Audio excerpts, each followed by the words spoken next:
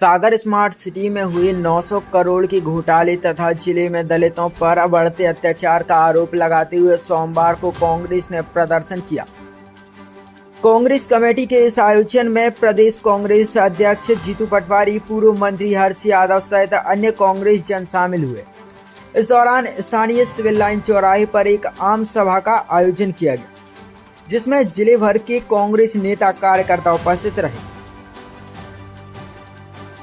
आम सभा को संबोधित करते हुए प्रदेश कांग्रेस अध्यक्ष जीतू पटवारी ने प्रदेश की बीजेपी सरकार पर निशाना साधा। उन्होंने कहा कि सागर जिले में दलितों पर अत्याचार बढ़ रहे हैं। बरौदिया नौनागिर गांव में दलित परिवार के सदस्यों की हत्या तथा हत्या के बाद उनका उत्पीड़न जारी है। उन्होंने बीजेपी के पूर्व मंत्री भूपेंद्र सिंह सहित वर्तमान मंत्री गोविंद सिंह पर भी निशाना साधा। उन्होंने कहा कि पूरे सागर जिले में कांग्रेस कार्यकर्ताओं पर अत्याचार हो रहे हैं और प्रशासन सत्ता की कठपुतली बना है।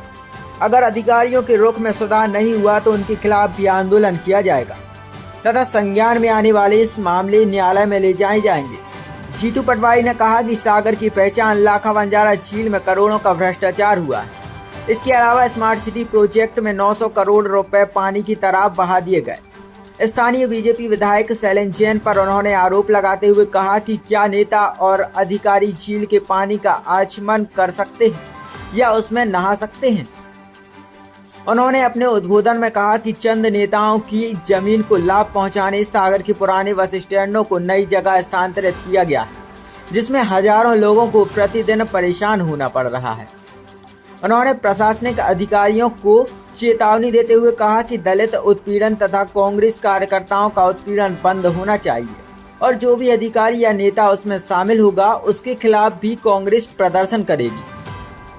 पूर्व विधायक एवं पूर्व मंत्री हर्ष यादव ने कहा, आज किसानों के बीच जाने की आवश्यकता है, उन्हें समझने की आवश्यकता है। पूरे जिले में यूरिया और डीएपी का संकट बना हुआ है और खुलेआम कालाबाजारी हो रही है। भाजपा के नेता और कार्यकर्ता चैन की बंसी बजा रहे हैं, किसानों का कोई सुनने वाला नहीं है। पूरे जिले में शंखनाद हो गया है। जीतू पटवारी के नेतृत्व में आम लोगों पर अत्याचार होता है तो वह मंत्री हो या पूर्व मंत्री या भाजपा नेता हो, कांग्रेस पूरी ताकत से विरोध करेगी। आम सभा के बाद कलेक्ट्रेट का घेराव करने के ऐलान के तहत कांग्रेसियों ने एक जुलूस निकालकर स्थानीय कलेक्ट्रेट का रुख किया, लेकिन यहां प्रशासन ने बैरिकेड्स लगाकर तथा भारी पुलिस बल तैनात कर रखा था, जिससे कांग्रेसी कलेक्टर कार्यालय ना पहुंच सके और हुआ भी यही। कांग्रेसियों के जुलूस को बीच रास्ते में ही पुलिस ने रोक दिया। इस दौरान कांग्रेस जनों ने बैरिकेड्स लांघने की असफल कोशिश की। कुछ नेता कार्यकर्ता बैरिकेड्स पर चढ़ गए।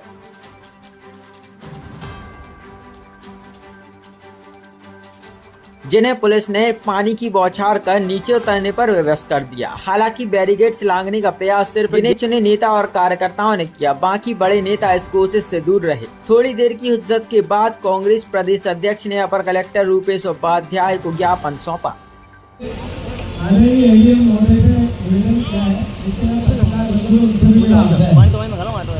क्या हो रहा है आप लोग देख रहे हो। हम शांति से जाना चाहते थे, ये हमें वाटर कैनन में पानी की आवश्यकता नहीं, पर फिर भी जब हमारी ये हालत है तो आम जनता की क्या होगी। जो प्रदेश में अराजकता है उसकी राजधानी है सागर। यहाँ दलितों पर अत्याचार सबसे ज्यादा अगर कहीं होता है तो सागर है। हमने पहले कहा था कि हम धरना देंगे अगर आपने ढंग से कार्रवाई नहीं की। पिछली बार हमने कानून को, अधिकारियों को, प्रशासन को मौका पूरा दिया। अब मैं घोषणा कर रहा हूँ कि आपने अगर इसी तरीके के अत्याचार और अनाचार चलते रहे तो आने वाले 2 महीने में, 1.5 महीने में, 1 महीने में, 2.5 महीने में यहाँ राहुल गांधी बुंदेलखंड और सागर की धरती पे आएंगे और कार्यकर्ताओं की रक्षा करेंगे।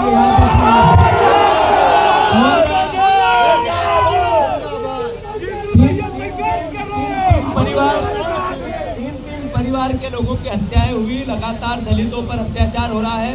इसको लेकर प्रशासन अपना काम करे और कांग्रेस के एक भी कार्यकर्ता को किसी अधिकारी ने अगर कोई यातना दी गलत तरीके से कानून के विरोध में जाके, तो उस अधिकारी का, भले वो पटवारी हो, तहसीलदार हो, एडीएम हो, आप हो या एसपी साहब हो, सबके घर घेरूंगा और एफआईआर करूंगा आपके खिलाफ। अगर गलत तरीका किया तो कोर्ट से करूंगा। इतना ही कहना चाहता हूँ, ज्यादा ना बोलते हुए, कि अत्याचार और अनाचार कांग्रेस के वर्करों पे होगा, और जो विधायक या भारतीय जनता पार्टी का नेता उसके पीछे होगा। अगर कलेक्टर उसकी नौकरी प्रशासन की नहीं करेगा, उस बीजेपी के नेता की करेगा। एसपी अपना सर्विस बुक के रूल को नहीं मानेगा, तो जीतू पटवारी और एक एक कांग्रेस का नेता जो मंच पे है, जो नीचे है, वो कलेक्टर एसपी से बाद में बात करेंगे। पहले उस बीजेपी के नेता के घर का घेराव करेंगे, वो विधायक हो, मंत्री हो, पूर्व मंत्री हो, चाहे जो हो। और मैं आप सबसे अनुरोध करना चाहता हूं और चेतावनी भी देना चाहता हूं इस सत्ता के अहंकारी लोगों को कि आपने भ्रष्टाचार किया, सागर की जनता देख रही है। आपने अकूत संपत्ति इकट्ठी कर ली, सागर की जनता देख रही है। आपके अत्याचार और अनाचार की बातें भी सागर की जनता आपस में कर रही है।